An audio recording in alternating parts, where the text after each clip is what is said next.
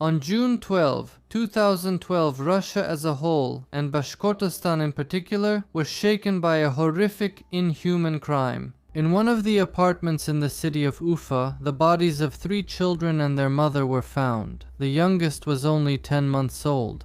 In the kitchen, under the table, sat a 5-year-old girl, terrified to death. She miraculously survived, but was only able to talk about the horror that happened a day later.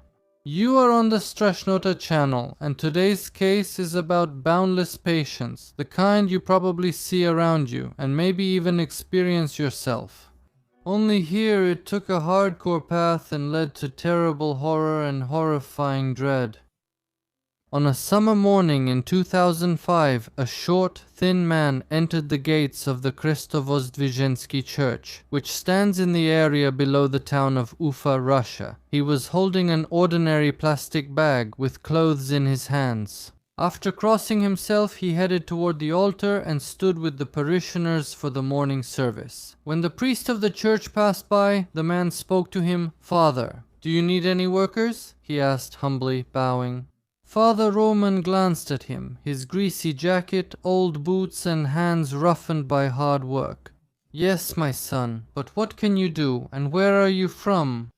People often came to the church, those wronged by fate, the homeless, those who had lost their homes, former prisoners, people who didn't fit into society, and simply those who decided to devote themselves to serving the Lord. The church never turned anyone away. There was work, shelter, and food for everyone. The stranger introduced himself as Vladimir, said that he had served time for hooliganism and now he was free and wanted to live righteously and honestly. But he had no job and no place to live. Kind people advised him to go to the church, where everyone is welcomed. Father Roman listened to him attentively. He had already helped and involved many such people in work for the benefit of the church. Many started families and lived in the monastery dormitory. As it turned out, Vladimir knew how to repair equipment and was trained in carpentry. "And what about you, my son? Do you have sinful addictions?" the abbot asked, looking Vladimir strictly in the eyes. "I don't drink or smoke, and I don't mess around with other things either," he answered firmly, without looking away. Father Roman nodded in satisfaction, and Vladimir stayed at the monastery. He was given a tiny room and assigned to the carpentry workshop to make frames for icons. Vladimir regularly attended all the prayer services, went to confession, and willingly helped the sisters with household chores, never refusing even the dirtiest and hardest work. He behaved with dignity and quietly, and was never seen drunk or using foul language. Father Roman always said, if a person sets out on the true path, the Lord always gives him support and guidance. And heaven truly gave it to him, having mercy on him. Tatyana Shuvalova, a fragile fair-haired girl, had been living at the church for 3 years. She worked as a simple cleaner and was modest and devout by nature. The 19-year-old girl was from the village of Dema in the Cheshminsky district of Bashkortostan.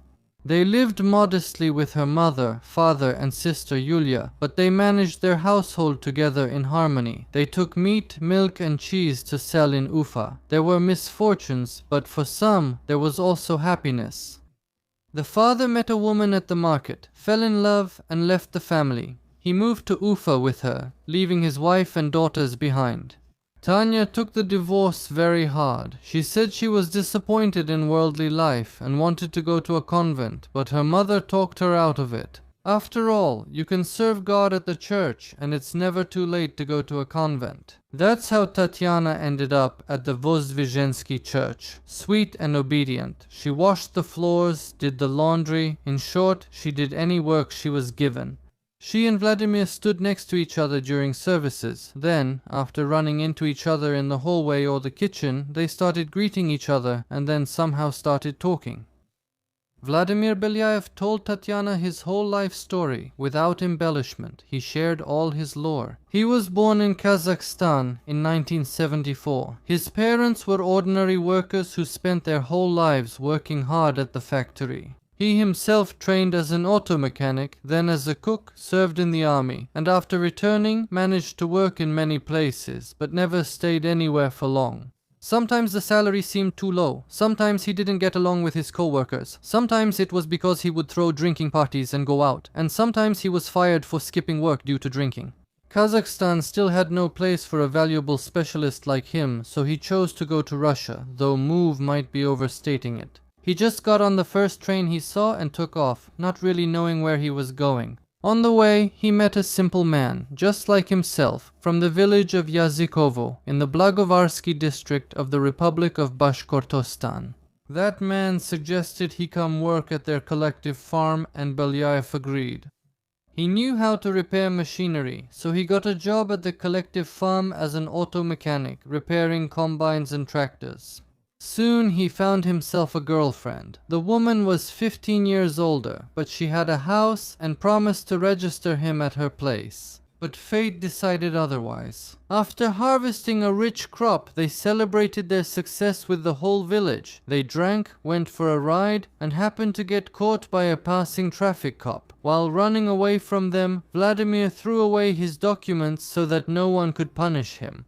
They managed to escape the chase, but later they couldn't find the passport and other identification documents. Vladimir was beside himself with anger. The trick with the registration and citizenship was ruined. His partner kicked him out after a drunken argument, and the next day he returned, took revenge, and beat her so badly there wasn't a single uninjured spot left. The court gave him a suspended sentence for the first time due to reconciliation between the parties. To hush up the case, he gave all his savings to the victim. Homeless and penniless, he drifted between shelters and flop houses, eventually attacking and maiming a drinking companion during a drunken fight. This time, the court did not show any leniency, and Vladimir ended up in prison for 6 years. While still in the colony, Belyaev heard that a church in Nizhny Novgorod welcomed people like him, those who had nowhere else to go. After serving his sentence, Belyaev knocked on the church gates. In 2005, the only document he had was his release certificate. After all his misfortunes, he firmly decided to follow the righteous path, start a family, honor the commandments, and never sin again, neither in thought nor in deed. The young girl believed the words of the 31-year-old man. He was very different from the modern godless youngsters with their parties, drinking, and debauchery. They started seeing each other more and more often, and soon decided to live together, but for that they needed to become husband and wife. They couldn't get married at the registry office because Vladimir didn't have any documents, and to restore them he would have to go back to his homeland in Kazakhstan. That would be costly and time-consuming. Then Father Roman came to help. He agreed to marry the couple in church because the marriage in heaven meant much more to them than blue stamps in their passports. Tatyana's mother and sister Yulia tried to talk her out of this marriage. You're young and you don't know people well yet. There's a reason he didn't settle down in his hometown Yazikova, and prison has never changed anyone, they insisted. But Tatyana didn't want to listen to anything. Everything had already been decided, and the blessing of the abbot was more important to her than her relatives' persuasion. Seeing that she couldn't be persuaded, her mother gave her consent. Maybe I'm really worrying for nothing. The man is hard-working and has quit drinking. The newlyweds were given a separate room in the dormitory at the church. They furnished it together, simply but in their own way. A table, chairs, a wardrobe for clothes, and a wide bed that Vladimir made with his own hands. How much do you think it takes for family happiness? Comment below. Does it require a lot or not much? But they were happy and were already preparing for a new addition to the family. When Tanya was still pregnant with her daughter Nastya, she came to her best friend in tears and said that at night Volodya beat her and squeezed her throat. She was wearing dark glasses on her face, and the capillaries in her eyes had burst from the beatings, said Rosa Gulay, Tatyana's friend, later. At first, she didn't believe that their quiet and modest Vladimir could do such a thing to his pregnant wife, but what made Rosa so alarmed? He got jealous of Sashka. I went to the storage room to get some water. It's closer there, Tatyana said with a shy smile, wiping away a tear. He thought that Tatyana burst into tears, unable to hold back her hurt. The storage room was closer than the bathroom, and in her condition it was already hard to carry buckets of water, so she asked for water and ended up in trouble. Rosa grabbed her coat and rushed to the door. "Let's go," she said, turning to Tatyana. "Where else?" Tatyana looked at her in fear. She even stopped crying. "Where else? To the police. Your husband beat you until you were bruised, and you're going to stay silent, are you?" Tatyana jumped up and blocked the door. "I'm not going anywhere against my own husband. A report? Never. God didn't bless us at the altar for this." Rosa sat down on the stool. She didn't know how to respond, and Tatyana opened the door and said, "From there, whatever God sends, I'll endure. That's my fate," and she left. Without saying goodbye, Rosa told Father Roman about it. He spoke with Vladimir, told him to repent and confess and not to raise his hands again. Vladimir repented, saying that the devil had led him astray, and spent half the day on his knees praying. But when he came to his room in the evening, the first thing he did was lash out at his wife. "Why are you telling everyone about our family matters? No one needs to know about them." The next morning, the girl had new bruises on her body, but now she kept silent about them. Soon, Nastenka was born. Everyone gave gifts to the happy parents and congratulated them on the new addition. Tatyana accepted everything modestly. With swollen eyes lowered, Vladimir smiled contentedly, glanced at his wife, and thanked everyone for their care. But quarrels and arguments could now be heard from their room more and more often. It turned out that Vladimir couldn't stand children's noise and crying. They irritated him, and he once again took out his anger and dissatisfaction on Tatyana, who endured everything without complaint. The neighbors in the dormitory heard everything, but tried not to get involved. Husband and wife are one. If you meddle in someone else's life, you'll end up being the one to blame. Feeling unpunished, Belyaev got into the habit of mocking his wife every day. In their family, this became the norm. A year later, little Ioan was born, and a year after that, Andrei. But the birth of 2 more children didn't soften him at all. If anything, it made him even worse. A devilish cruelty was replacing his love for his family. Tatyana remained faithful to her husband as before, managed the household, worked, and gave birth. Father Roman often listened to complaints from the staff about Vladimir. Sometimes he quarreled with the janitor, sometimes he scolded the cook for making lunch without salt, and sometimes he would even raise his hand against the orphan. And the neighbors constantly heard Belyaev's noise through the wall, dull thuds and sobs. But Tatyana never complained to anyone and endured all the hardships humbly. The abbot decided to have a serious conversation. "Tatyana, my daughter, everyone knows that there is discord in your family. Vladimir, I'll throw him out, just say the word, and he'll never show up in the church again or lay a finger on you." Tatyana lowered her eyes and softly said she would stay with her husband for life, obey him and endure everything from him. "The Lord gave him to me, so judging him would be wrong. If you force him out, I'll leave too and take the children." Father Roman just spread his hands. "It's true what you say. It's not right to contradict your husband, but no one has the right to hurt you either." Tatyana sighed. "It's been said long ago, if he beats you, it means he loves you. Everything in this world happens by God's will." The abbot sighed heavily, and Tatyana stood up, bowed, and hurried back to her room. Everything stayed the same as before, but one day he completely lost his mind, recalls Rosa. An iron flew out the window. There were dishes all over the room. He made a real mess, broke everything, the children were crying, Tanya too, and as always, he beat her. Then Belyaev also got into a fight with one of the workers, hit him on the head with a piece of rebar, not too hard. The man survived and ran away. He was gone for a week. Brothers and sisters took turns guarding her room around the clock to protect her in case he came back, but the victim didn't go to the police. The story was hushed up. When Belyaev, dirty and unkempt, showed up at the door, Father Roman blocked his way. I asked him to leave. Father Roman sighs, recalling that day. He was behaving inappropriately and even started to look strange. We started to suspect that he was messing around with illegal substances, but we didn't find anything on him. Even before he escaped, Belyaev stopped going to church and confessing. He became possessed, lashing out at people like a wild animal. His wife Tatyana left with him as well. On New Year's Eve, 2010, Tatyana Shuvalova, her husband, and their children moved to her mother's village house. They didn't talk much about their life at the church or why they left. They just said they wanted to get their own place. And besides, her husband could earn much more doing odd jobs than working in the workshop or the holy monastery.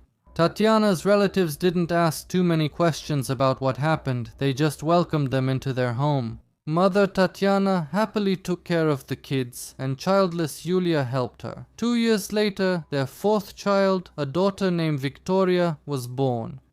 Vladimir Shabashil repaired houses, fixed fences, did carpentry, and laid bricks. The family didn't lack money. There was enough for everyone. Belyev's parents also helped, sending money from Kazakhstan, sometimes as much as 30,000 rubles.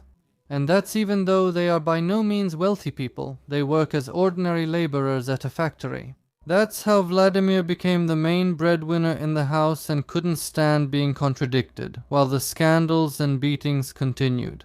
Belyaev was especially violent after drinking, although he didn't drink often, recalls Yulia Shuvalova, Tanya's sister. But when he drank, he seemed possessed. He even spat at his children.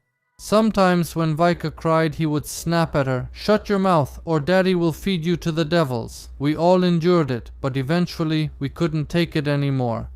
We tried many times to persuade her to leave her husband, but she always replied, "I'm his wife, I have to endure it." Yulia gazes at the portrait of Tanya and the children who died, sobbing out of the blue. He could break a window, kick down a door, smash dishes, or ruin the furniture, Tanya's mother says. Once, he used a knife to slash the carpet lengthwise and crosswise. Or he would buy juice in a carton for the kids, bring it home, throw it on the floor, and crush it with his foot. Later, I would ask Tanya what happened. She would just lower her eyes and stay silent. But one day, even Tatyana's patience ran out. On January 28, 2012, her husband drank 2 bottles of fortified wine and decided to feed their crying daughter Vaika with a bottle. But she didn't want to eat. She was fussy and crying.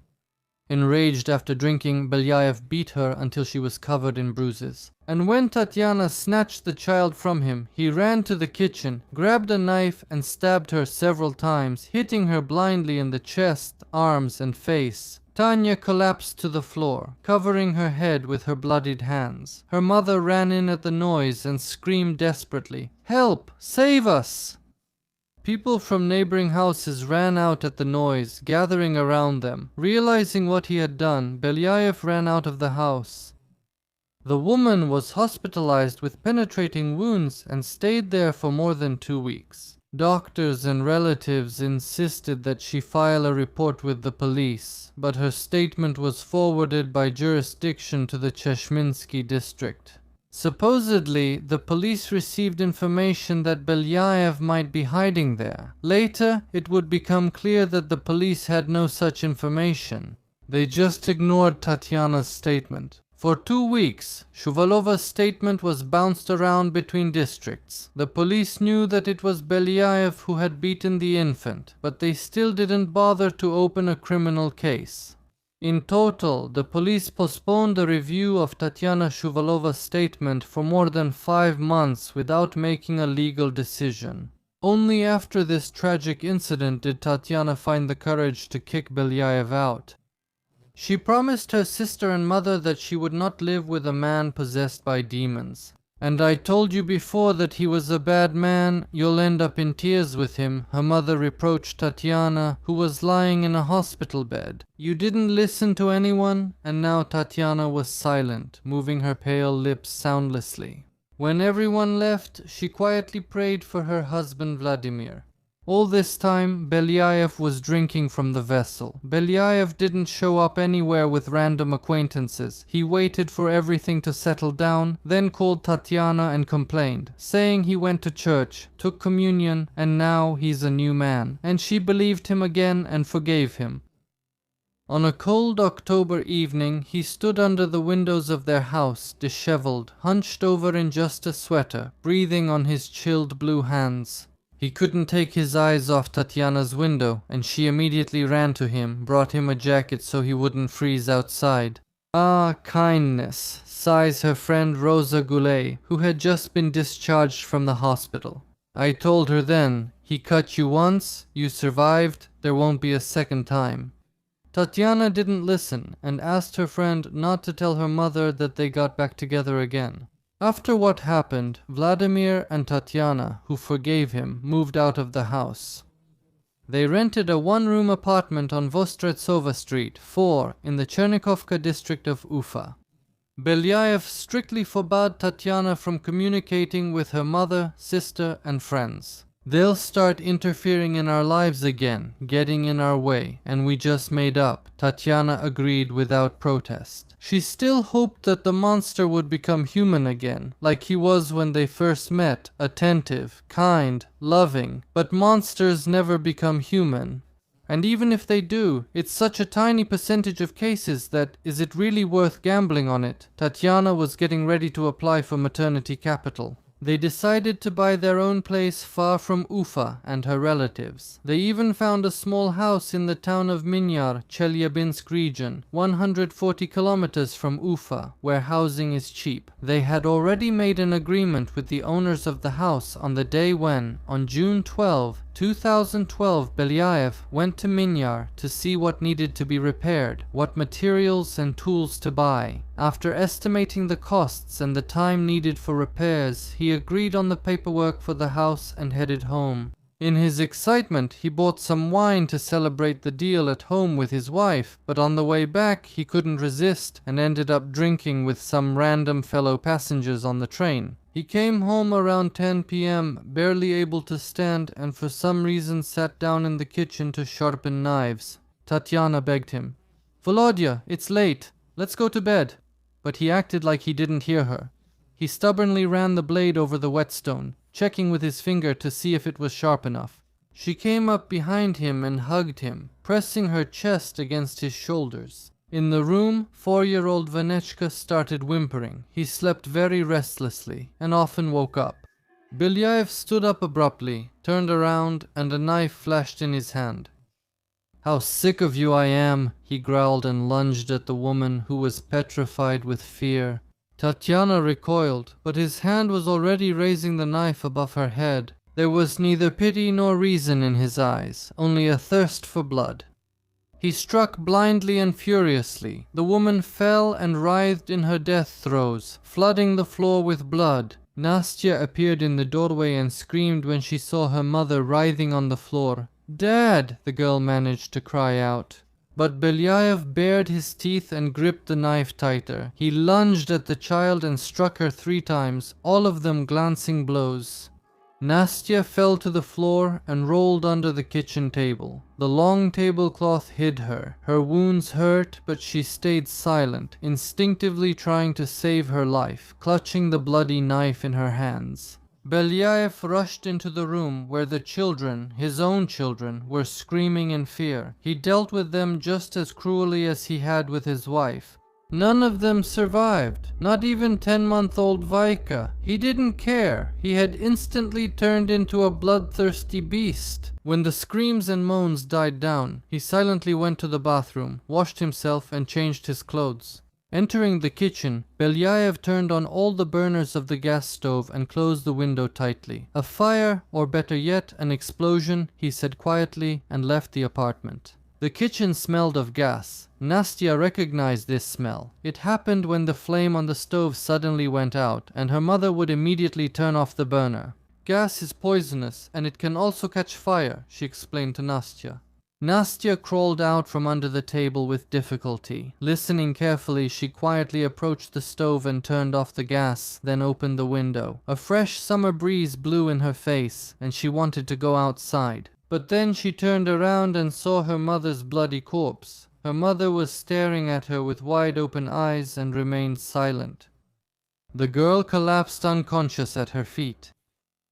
On Friday, June 15, one of Tatyana's friends contacted law enforcement. The woman said that since the evening of June 12, Tatyana had not been answering her calls. When the police officers entered the premises, a horrifying scene unfolded before their eyes. In the kitchen, they found Tatyana dead, and in the room, 4 bloodied, slashed children. Along with their mother, a 10-month-old girl and boys aged 3 and 4 also died. Right there on the wet carpet lay a sharply sharpened knife with traces of blood. Suddenly, during the examination of the scene, a 5-year-old girl began to show signs of life.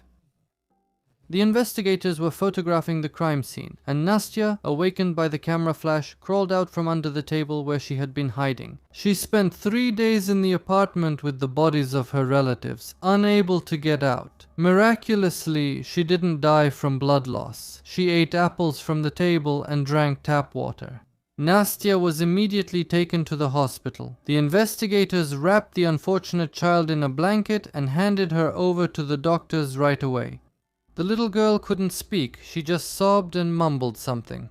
The next day, when she woke up, they asked who she was and who attacked their apartment, but she stayed silent. "Dad took the knife himself and cut everyone," she answered, looking at the investigators with eyes full of terror. At first, they didn't believe her. Who knows what a child might imagine? But Belyaev was missing and his phone was off. Also, only his fingerprints were on the room's knife. And his past spoke for itself. Also, during the inspection of the apartment, no valuables were found missing. Everything was in plain sight, but nothing was taken. The investigators were certain the family head committed the massacre. But what about Belyaev?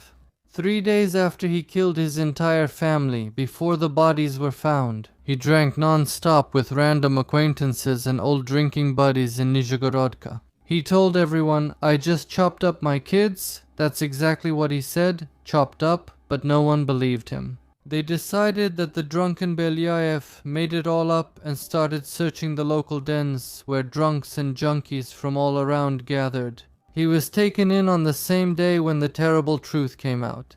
During the investigation, Belyaev was asked why he killed the children. His wife could be understood somehow, but the children? Drunken family quarrels constantly appear in crime reports, sometimes even with bodies. Sometimes even women stab their husbands, but to kill all your own children while they're sleeping, who will look after them? They'll just be sent to an orphanage, Belyaev said without batting an eye. Apparently he was very proud of this absurd answer. Everyone in the sources seems to think that the most astonishing thing is that the neighbors described the family as well off, and there were no loud scandals or quarrels noticed. But as for me, neighbors are the most unreliable source of information in the world. I really don't understand why anyone still cares about their opinion at all, because for a long time now, neighbors are people who know absolutely nothing about you. Because it's not even a habit to visit your neighbors, and usually people don't even say hello to their neighbors. Not really. Who in cities really has that habit? That's why relying on neighbors' opinions is strange. So if you're unsociable, introverted, then your neighbors will describe you as strange, secretive, and definitely a maniac. But if you're sociable, then you're the life of the party. But could you still be like this, like our anti-hero today? But, as the neighbor on the landing, Roselia Gliadinova, says, they moved in about 2 months ago. Tanya was so quiet and polite. She would never say a bad word to anyone. She was always with the kids. I never heard them argue. Just a simple, ordinary family. Vladimir often took the kids out himself. They drank. "No, I never saw it," says Rustem Shakirov, the senior investigator of the Department for Investigating Especially Important Cases of the Investigative Committee of Bashkiria. At first, Belyaev said that Tatyana attacked him herself, but no one believed him. Under the pressure of the evidence, he soon confessed that he was the first to grab the knife, which surprised me. He drew a cross next to his signature on the protocols.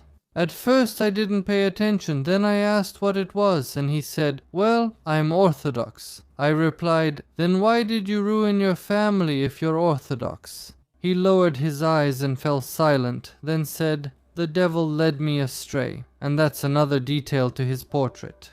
The investigators admitted that they hadn't seen a murderer look at photos of his victims with such interest in a long time. In the criminal case, Belyaev was assigned a psychological and psychiatric examination, the results of which found him sane. He understood that his wife and his own children, who had done nothing wrong to him, were dying at his hands. At the trial, Vladimir Belyaev admitted his guilt, but refused to name the motive for the bloody crime. He simply answered that the devil had led him astray. On January 28, 2013, the Supreme Court of Bashkiria sentenced Vladimir Belyaev to life imprisonment in a high-security correctional colony. The defendant refused to speak with journalists.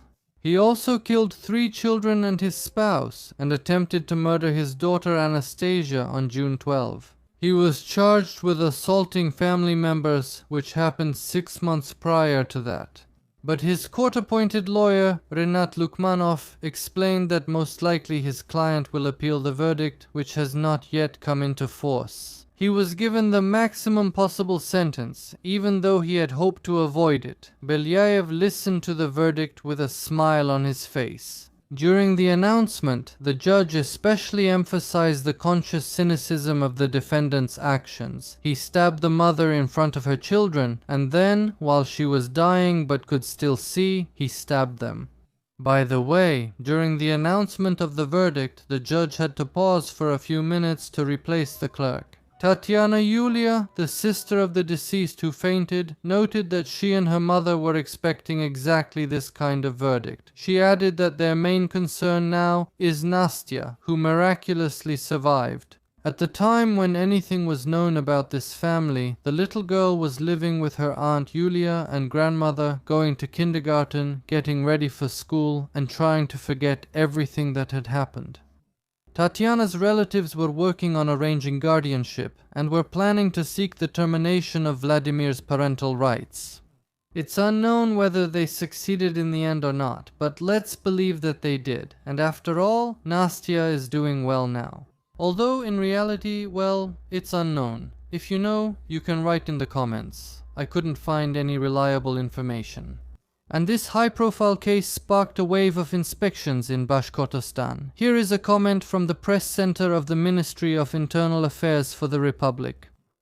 Just a few days after the crime, the Minister of Internal Affairs of the Republic of Bashkortostan dismissed 4 employees of the Demsky Police Department and another 25 managers and employees of the Ministry of Internal Affairs of the Republic of Bashkortostan and the Ufa administration were subjected to strict disciplinary action. The minister insisted that the head of the Demsky police be held criminally liable for negligence.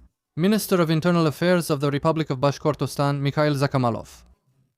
What are these kinds of facts that for failing to take proper action on citizens' statements, and especially for concealing crimes, the harshest measures will be applied? Every manager must exercise total control over all reports and ensure prompt and competent responses to them by their subordinates. The investigation had questions for the Federal Migration Service, which overlooked Belyaev living in Russia for several years without registration, residence permit, or being put on record.